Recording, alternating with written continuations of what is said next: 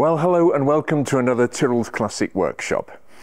This time round we're talking about this car, an Aston Martin DB6 Mk2 Vantage. Bit of a mouthful, but it does rather cover it. This car is particularly interesting because not only was it a very rare car in Aston Martin history, but this car is, wait for it, one owner from new and unrestored. So the gentleman who owns this car now bought it new in 1970. How about that?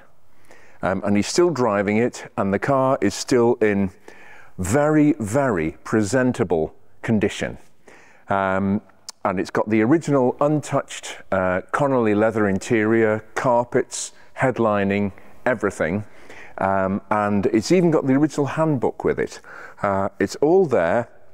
Put your head in the interior and sit in it, and it's like sitting in the most beautiful old gentleman's club. The aroma of rich, finest on the planet leather, which Connolly was, and still is actually in a way. Just the aroma of everything, having spent the last 54 years maturing, is just delightful. And this car is in fantastic condition considering its provenance, considering the fact that it's now over half a century old. The DB6 Mk2 is a very interesting car as a model. It was the last of the sort of formula that came out when Aston Martin moved from Feltham to Newport Pagnell. They had this shiny new car in 1959, the DB4, which famously Sir David Brown of DB nomenclature, he made them all at a loss, and a customer wanted a DB4 and they said to him, can I please have it at cost price? And he says, by all means, and he asked them to pay £50, I think it was, more for the car than anybody else did, because he lost money on every car he made. Bit like the Mini. BMC did that with the Mini when it first came out as well, and I think for most of the production run. But anyway, this is the very last iteration of that. So a few videos ago I covered another car that we had in for work, an Aston Martin V8 fuel injection, one of the very early DBS V8 cars as they were called, with the quad headlights across the front. And that car was also from 1970, I think, from memory, 69 maybe. So they made the two cars concurrently, which is very strange, really. I don't know quite why Aston Martin did that. I'm sure there are some Aston Martin historians who can fill in the gaps. But the DB6 Mk2 was the last hurrah of the straight six-engined, very curvy bodies that the V8s replaced and the DBS6s replaced. They made them for 14 months only, 13-14 months, from August 69 to November 1970. And they were, what Aston Martin were doing was standardizing a lot of parts. So they moved to the wider wheels of the DBS V8, and they had, so consequently the DB6 Mk2s had this flared wheel arch front and rear to accommodate the wider tyres. Bit of marketing as well, actually. I'm sure they could have cleared them anyway, but you know, there we are.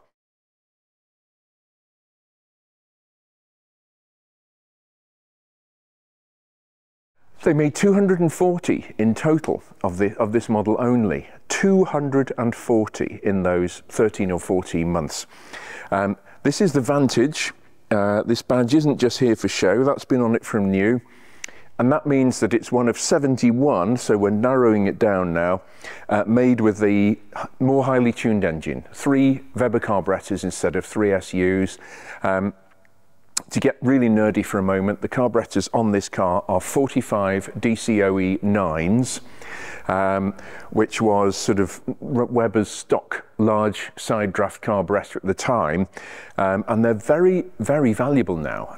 You just can't get hold of DCOE 9s. They were only fitted in period. You can buy modern Weber replacements which bolt straight on, 45 DCOE 1.152s, which are a different carburetor altogether and have an extra phase of transitioning from idle to light load, cruise, etc. They have steps or phases between them. These are 3-phase and the 152s are 4-phase, so it's a more modern version. but actually the originality is key, particularly with this car. So it's one of the 71 fitted with the Vantage engine, 325 brake horsepower against 282, I think, for the standard engine. This car also has the factory manual ZF 5-speed gearbox, which is a delight to use on the road. And it also has power steering as standard, partly because of the wider tyres and partly because people's expectations were improving. Having said that, the Ferrari Daytona did not have power steering even as an option, which was a sort of rival to this car by this time this came along. But this is nowhere near as fast as the Daytona. It's a 4-seater, but they were both very expensive GT cars nevertheless. This car is very special because it's one of 71 Vantages made. It's not an automatic, as a lot of them were. It's a manual car. It's original right-hand drive. How many were made to right-hand drive? 5-speed manual, Vantage specification of the 240 built, probably 25, 30, something like that. How many of them are one owner? Largely unrestored original, probably one. This one. That's how unique this car is. It just reeks of honesty and originality. And there's something, for me, there's something, it's almost an honour to work on a car that is so old, but yet so original. And it's quite funny, they drive differently, original cars, because they're just, the factory knew what they were doing. When they set them up, the wheel alignment, the way everything bolted together, it was done by people who did it day in, day out. Sometimes that could be a good thing if it was British Leyland on a bad day in the 70s, but they knew, I've driven E-Type Jaguars that have been unrestored, and they just drive beautifully because they're bolted together properly and everything has sort of gradually worn in sync with each other. And quite often restored cars are bolted together and look shiny and beautiful on the concours lawn, but actually don't function very well at all. But anyway, I digress. So it's a great honour to have this car here. We actually have done, although we haven't featured many Aston Martins on the channel, we've done a lot of work on them. I have personally been working on them for 40 years. We've restored a lot of DB4s, 5s and 6s over that time, complete ground-up restorations. I had the pleasure of tuning a DB4 GT in South Africa some time ago, which is again in an earlier video, and that's a very valuable car now, many millions of pounds.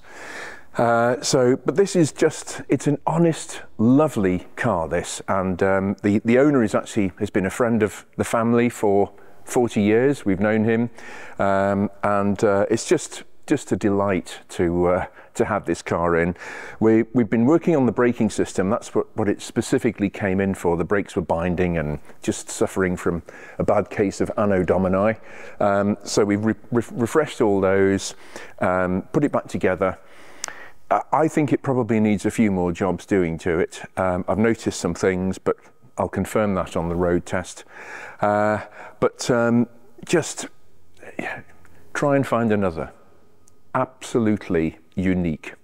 One owner, arguably the best specification. A few years ago, we had the honour, the privilege of rebuilding the engine on the Prince of Wales Aston Martin V8 Vantage Volante, which was built for him by Aston Martin in 1987, and so there are some photographs online of Prince Charles as he was then and Diana famously driving the car. This car is so important that Aston Martin made 22 Prince of Wales specification replicas, if you will, afterwards. And they alone are amongst the most highly prized of the Aston Martin V8 range. But this is the car that was made for His Royal Highness at the time, especially by Aston Martin. And they took it so seriously that they, in conjunction with Connolly Leather, came up with a special one-off colour for this car's interior. And amongst other things, here is a a container for sugar cubes for His Royal Highness's polo ponies, also trimmed in the special one-off Connolly leather colour. And yeah, this was a very delightful job for us to have done at the time. He, of course, has got another Aston Martin, a DB6 Mk2 Volante, which is, again, an extremely rare car. You're in very thin air with DB6 Mk2s generally, very rarefied atmosphere. Well, one of the interesting things about this car that distinguishes the DB6 as a whole from other Aston Martin models is the back end, really. This is what's called a Kammtail. Aerodynamicists over the years grappled with various resolutions to the back of a vehicle of any description as to how it could be the most aerodynamic and hence the most economical on energy and speed and all the rest of it. And one of the aerodynamic things, which there are plenty of pictures online of sort of cars that come to a point at the back end from the 1920s and things like that, but that was okay.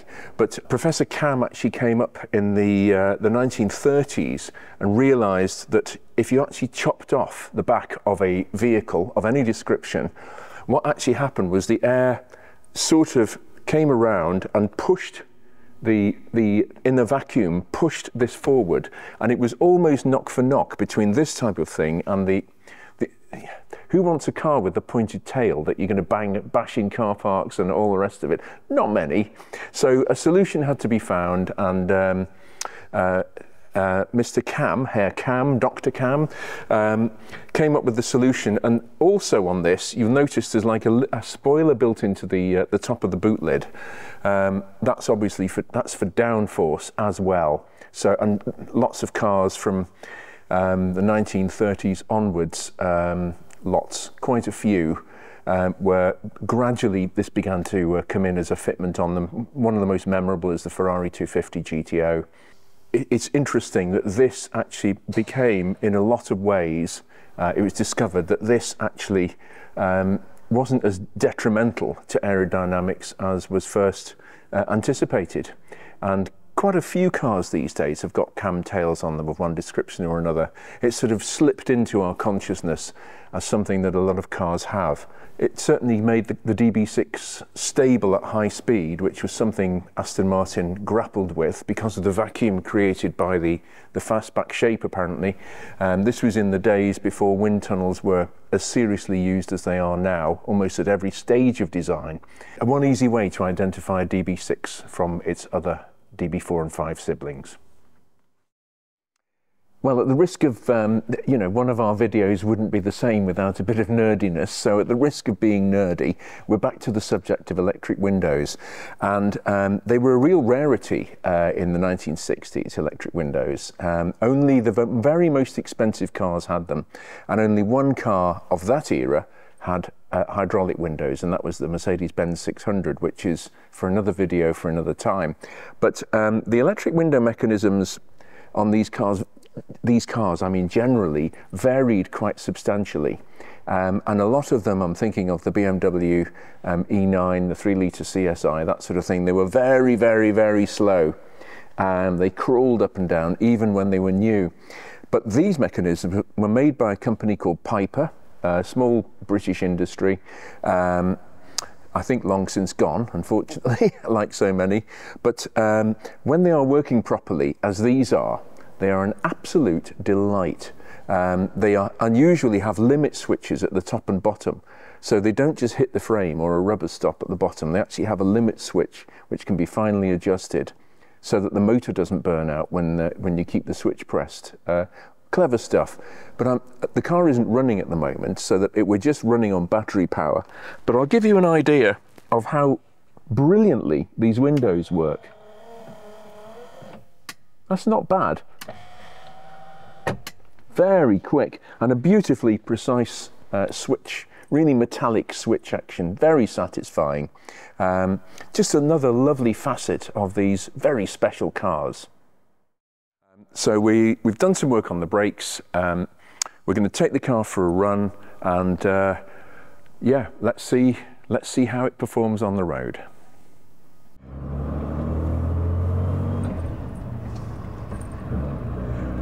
Well, one of the many virtues of a one-owner car that's been under the same custodianship from new is that you know exactly what's happened to it all the way through its life. And this car is a shining, should I say, gleaming example of that, because this car, it's a little bit hesitant because of those Weber carburetors and the fact that it's cold, but I'm just warming it through gently. But it just feels so absolutely lovely, this car. I'm just noticing that the steering wheel is a little bit offset. We can sort that. But the car just feels tight in a way that quite often restored cars don't. There are so many people who restore cars, and I'm talking even at the highest levels in the classic car restoration business, and they forget that a huge amount of the restoration completion and signing off process is that the cars actually work and drive properly, and so they can look lovely and they can be bolted together, etc., but that does not make a restored car. A restored car has to work properly, and so many excuses are made for classic cars. Oh well, they all do that. Well, quite often they don't all do that, but but that's just an excuse for shoddy workmanship and lack of attention to detail. But what I'm trying to say is that you can tell this is not a restored car. It's just a beautifully untouched largely. Of course, it's had a lot of work done on it in the last 50 years, but 50 odd years. But it's just got a feeling of honesty that so many restored cars just don't have. And yeah, it's just it's a lovely place to be, actually. Lovely. I noticed that the oil pressure, it's a mechanical gauge on these, and they're normally pretty accurate. The oil pressure is very good. It should be very high on these Aston Martin engines. Both this engine, the TADEX straight 6, and the V8, which was largely TADEX work as well, the Polish, very clever Polish engineer. So the car is, the oil is getting warm now. It's not up to full temperature, but the oil pressure is still showing at about 2,500 RPM, it's still showing 90 pounds per square inch, which is probably double what the equivalent Jaguar XK engine is, maybe even a bit more. And the only other engine that ran at this pressure of this era was the Lamborghini V12. They were both exceptionally high oil pressured engines. Just, it's a matter of bearing clearances, the capacity of the oil pump, etc.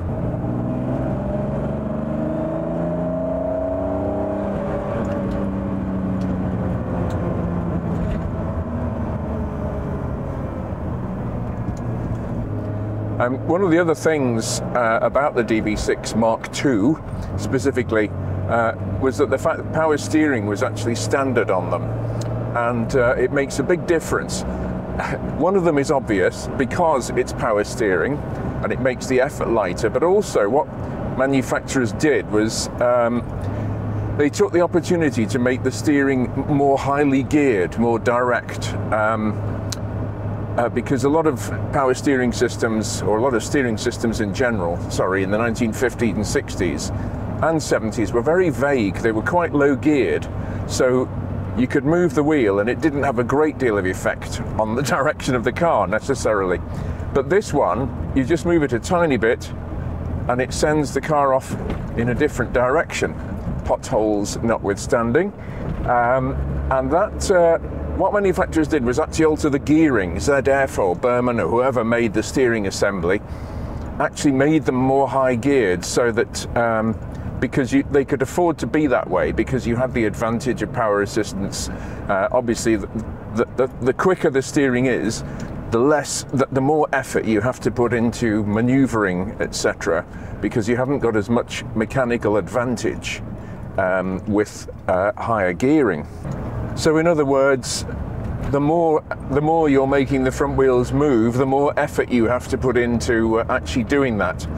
So power assisted, short result of all that is power assisted steering cars, such as the Lamborghini Espada Series 3, some cars that went into power steering during their production cycle, the steering is actually more direct and therefore more relevant to modern use. And this is where these electronic power steering systems, fantastic though they are, they don't actually give you higher geared steering, more direct steering. They just reduce the effort. So that's a very long-winded way of saying power steering is good because it's power assisted and it also makes the steering work better. But I'm not pushing on in this car too much for two reasons. First of all, because she's an old lady, and also because the brakes are brand new. That's obviously what it's been in for. But I don't want to push the engine too hard because the rev counter, one of the things I've noted, and I'm going to have a word with the owner, who, as I mentioned before, is a family friend. But one of the things that I notice is that the rev counter has actually gone quite wildly out of calibration. So it's allegedly doing 3,000 revs, this engine, when it's not. It's doing about 2,400, 2,300. So we can recalibrate the spring loading in the rev counter to bring it down to the correct values. But that makes what it would make the result of that is that it looks as though the engine's revving higher than it is. So if it was at the red line, which is 5,500 RPM, on the rev counter, it's actually only doing about 3,500, 4,000 RPM in real life. And that means it's probably a long time since this engine has actually been driven hard. So for that reason, I do not want to be the one who runs the risk of breaking it. So I'm going to just pootle along in this car very slowly. I did have the opportunity to, I was invited to tune a DB4 GT Aston Martin in South Africa, and there is actually a video much earlier in the series of me working on that car, and DB4 GTs are very specialised. From memory, I think they made about 70 of them, and they're now worth many millions of pounds. And I did a tune-up job, and afterwards Wayne, who was then curator of the museum, and myself took it for a road test, and the noise was glorious. The engine is almost the same as this, slightly smaller capacity. So if you do want to hear an Aston Martin straight-six engine in anger, look no further than the DB4 GT video. But it's just so satisfying and so pleasurable to be in a one-owner DB6 Mk2 Vantage. It's It's such an excruciatingly rare car, possibly unique for the reasons I explained earlier. It's just lovely to drive such a piece of history. Not only is it one owner, but it's in such lovely untouched condition. The leather, etc. It's just an extremely rare example of a very, very nice car, and yeah, I'm thoroughly enjoying this, even though it's not pedal to the metal. It's just coming through this sweeping bend, pressing on a bit. It feels lovely, so well planted, just beautiful.